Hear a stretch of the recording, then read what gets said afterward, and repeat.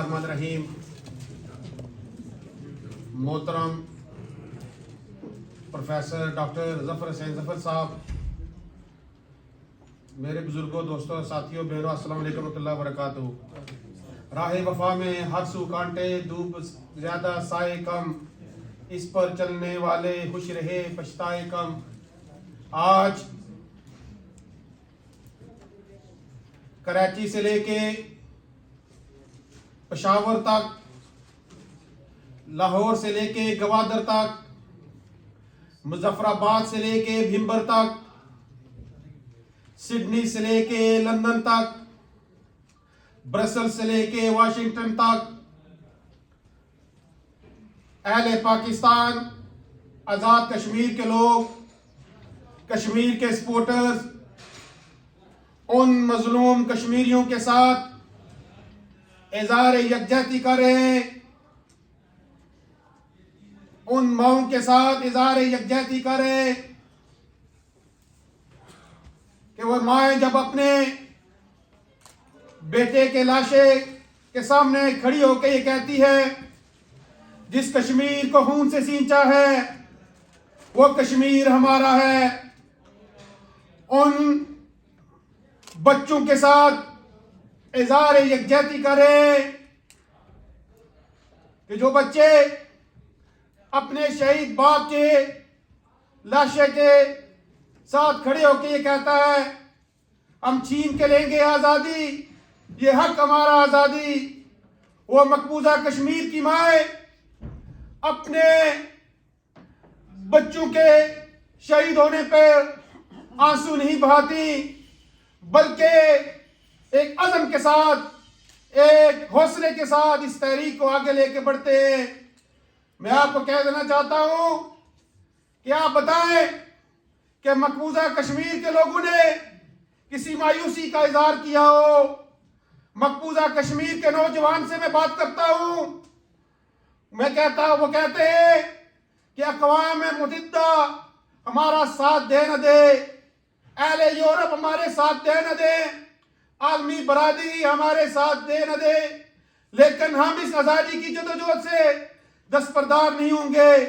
ہماری 10,000 ہماری ماؤں بہنوں بیٹیوں کا ریپ کیا گیا، 5 لاکھ مقبوضہ کشمیر کے لوگوں کو شہید کیا گیا. ہم اتنی قربانیوں دینے کے بعد کسی چیز پہ کمپرومائز نہیں کریں گے.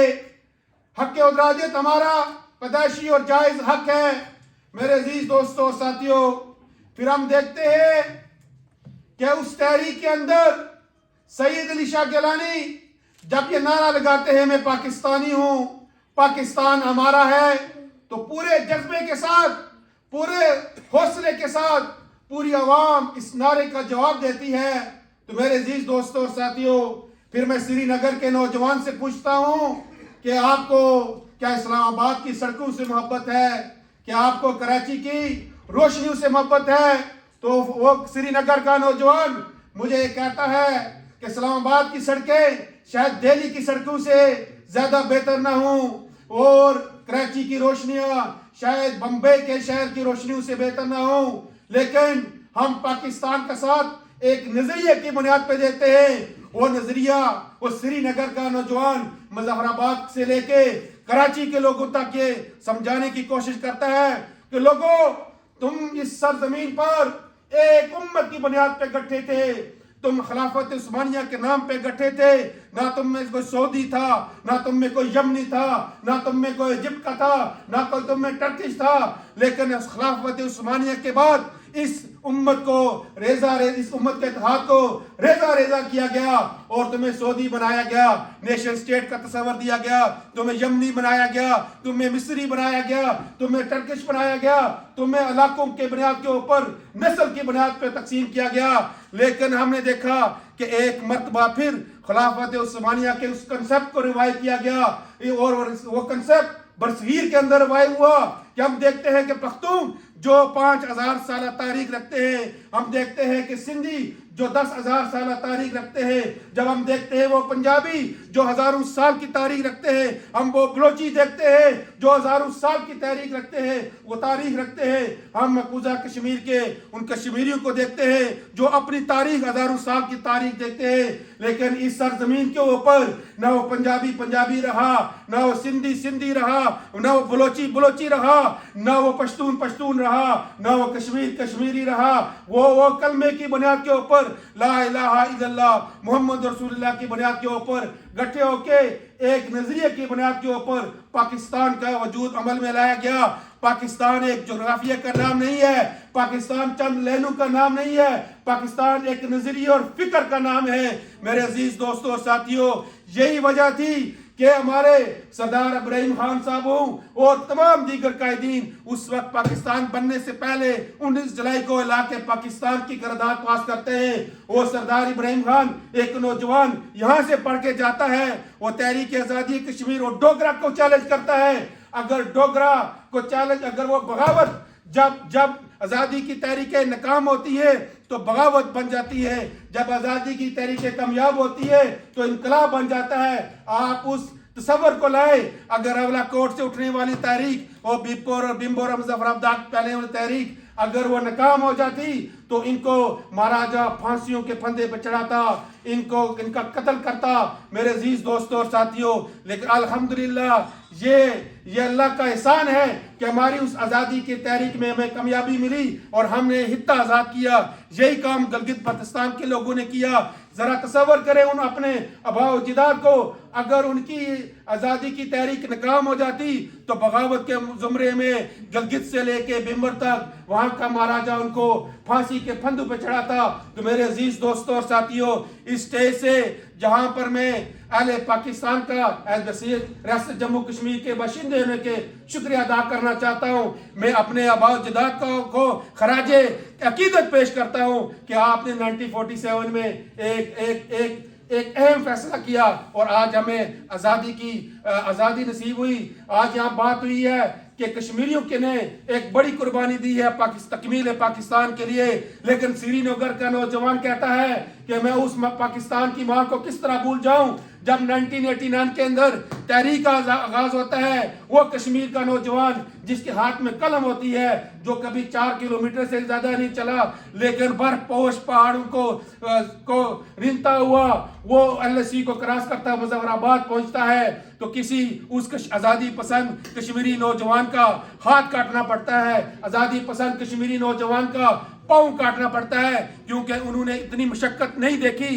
لیکن ہم نے دیکھا، یہ تاریخ نے دیکھا کہ وہ اس کشمیری نوجوان کو اس پاکستان کی ماں نے، وہ پنجاب کی ماں ہو، چاہے وہ KPK کی ماں ہو، چاہے وہ بلوچستان سے لے کے کراچی تک، ان ماں نے ان کشمیری نوجوانوں کو اپنی بیٹیاں نکاح میں دی. میں پوچھنا چاہتا ہوں کہ آپ سے کون ہے اپنی ماں ایک معذور کو اپنے نکاح میں دے، اپنی بیٹی کو نکاح میں دے گی؟ یہ پاکستان کی ماں ہے جس کی قدر سری نگر کا نوجوان یہ جانتا ہے. میرے عزیز دوستوں اور ساتھیوں، پاکستان ایک نظریہ اور فکر کا نام ہے. لوگ ہم سے پوچھتے ہیں کہ مسئلہ کشمیر ختم ہو گیا. میں آپ کو یہ کہنا چاہتا ہوں کہ میں پرتگال میں موجود تھا، پورچگال میں موجود تھا. میں نے اسپین کی فلائٹ لینی تھی 6 بجے، 8 بجے فلائٹ تھی، 6 بجے کا ناشتہ کھلا تو میں نے وہاں پہ دیکھا کہ جو پرتگیز جو ویٹر ہیں وہ انڈین مووی دیکھ رہے ہیں، اور میں پوچھا کہ تمہیں سمجھ لگ رہی ہے؟ کہتے ہم سب ٹائٹل دیکھتے ہیں. یہ جو انڈیا کا جو ڈیجیٹل جو میڈیا جو بالی ووڈ کا یلغار ہے وہ یہ چاہتا ہے کہ تحریک آزادی کشمیر کو کے حوالے سے ایک منفی پروپیگنڈا پیش کیا جائے. لیکن اس تمام بالی ووڈ پروپیگنڈے کے باوجود آج تحریک پورے زور کے ساتھ موجود ہے. یہ انڈیا پوری دنیا میں اپنا یہ نیریٹو سیل کرنا چاہتا ہے. Kashmir is integral part of India. Kashmir Bharat کا ٹوٹ انگ ہے. یہ اہل پاکستان کی، یہ اہل کشمیر کی، یہ اوورسیز پاکستانی اور کشمیریوں کی یہ جدوجہد ہے کہ دنیا میں انڈیا کو ایک ایسا ملک نہیں مل سکا جو انڈیا کے اس جھوٹے بیانیوں کو بائے کر سکے. آج بھی دنیا یہ کہتی ہے کشمیر متنازع علاقہ ہے. یہ علیحدہ بات ہے کہ دنیا کے ڈبل سٹینڈرڈ ہے. ہم نے وہ ڈبل سٹینڈرڈ ہم نے غزہ کے اندر بھی دیکھے، ہم نے وہ ڈبل سٹینڈرڈ हमने अफगानिस्तान के अंदर भी देखे वो डबल स्टैंडर्ड, हमने लीबिया और इराक में भी देखे, लेकिन इन डबल स्टैंडर्ड्स के बावजूद हमने देखा कि इंसानियत पसंद लोगों ने इसी बरतानिया के अंदर लोग हमसे सवाल करते हैं कि हमने इतने एहतजाजी मुजाहरे किए, इसका क्या रिजल्ट निकला। मैं समझता हूँ कि 40 साल में अगर पूरे जो हमारी कश्मीर में पाकिस्तानी कम्युनिटी ने अगर मुजाहरे किए 3-4 दिन बनते हैं, एक 26 जनवरी है, 27 अक्टूबर है, अभी 5 अगस्त आ गया। 40 साल को अगर 2 मरतबा भी आप मल्टीप्लाई करें तो आपके तकरीबन लंदन में 80 मुजाहरे बनते हैं। लेकिन इस गदा के इशू के ऊपर मैं उस माँ को, वो अंग्रेज औरत से मैं पूछा जो छोटे से बच्चे को वाकर में लेके आई, तो मैंने पूछा कि ये तो सीज फायर होने वाला नहीं है, लेकिन उसने कहा कि सच और झूठ की जंग में मैं तारीख में अपना नाम सच में लिखाना चाहती हूँ। वो अंग्रेज औरत जिसका आखिरत पे कोई यकीन नहीं है, वो अंग्रेज औरत जिसके मरने के बाद उसके जिंदगी का कोई तस्वर नहीं है, लेकिन इस मुख्तसर सी जिंदगी के अंदर भी वो अपना नाम सच और झूठ की जंग में वो सच के साथ रखाना चाहती है। 1.5 साल के अंदर फलस्तीन के हक में, गजा के हक में 10,000 नहीं, 20,000 नहीं, हर हफ्ते लाखों लोगों ने मुजाहरे किए और 50 से ज्यादा मुजाहरे लोगों ने किए। किसी ने सवाल नहीं किया। कोई आपको नजर आ रहा था कि इस तरह सीज फायर होगी? मेरे अजीज दोस्तों और साथियों, वो जिंदगी नाम जदोजहद का है, जिंदगी नाम इनकलाब का है, जिंदगी नाम घरों में बैठकर मर जाने का नाम नहीं है। लेकिन मैं ये कहना चाहता हूं, मैं पाकिस्तान के लोगों से मैं सवाल नहीं करता, मैं आजाद कश्मीर के लोगों से सवाल करता हूं कि आप यहां पर 1 मिलियन की तादाद में हैं, लेकिन आपने अपनी जदोजहद से हमने साबित करना है। हमें फलस्तीन के तहरीक ने हमें हौसला दिया कि जो लोग अज़म के साथ निकलते हैं आज़ादी उनको मिलती है। आज़ादी के रास्ते में खून भी देना पड़ता है, कुर्बानियां भी देनी पड़ती हैं। लेकिन मैं आपसे गुजारिश करता हूं कि आने वाले 5 अगस्त जो 3 अगस्त आ रहा है, मैं आपसे गुजारिश करता हूं संडे को आप निकलिए और हम हजारों की तादाद में लंदन की सड़कों पे निकलेंगे और सदाए एहतजाज बुलंद करेंगे, भारत के ज़लमाना चेहरे को बेनकाब करेंगे। मैं आपसे इल्तिमास करता हूं कि आप तैयार हैं 3 अगस्त जिस दिन इंडिया ने 5 अगस्त को स्पेशल स्टेटस अब्रोगेट किया था मकबूजा कश्मीर का, और हम उसके हवाले से मुजाहरा करेंगे कि आप 3 अगस्त को बड़ी तादाद में निकलेंगे। अगर आप हर फर्द 5-5, 10-10 बंदे निकाले तो मेरे अजीज दोस्तों और साथियों, हमें अज़्म समीम करना पड़ेगा। इंशाअल्लाह वो वक्त दूर नहीं, कभी मायूसी का इजहार न करे।